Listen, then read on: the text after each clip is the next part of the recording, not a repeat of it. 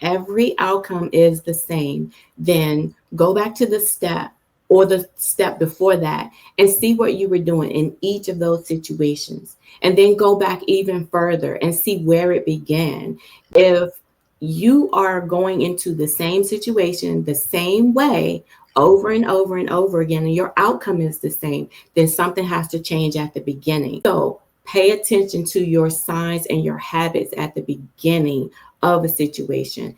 If you are going in the same way, you're going to get the same outcome. A lot of times when you are going back over your habits or the path that you've taken, sometimes it takes you back to childhood. And I would suggest, strongly suggest, if that is the case where you know that you have to go back that far, do it with a trained trauma specialist. But it takes that, because sometimes it can take you out and it can be overwhelming to go back all of those. And sometimes you're not able to handle what you're digging up. And that's very interesting because as of late, Black people have been getting into therapy. When I was growing up, that was a taboo subject.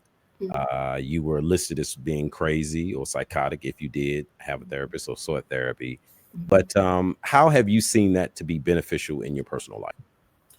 It's been very beneficial to me because it's allowed me to go back and see what habits I have, to see what generational habits were in my life. We have traditions that we have subscribed to, and some of them don't work today.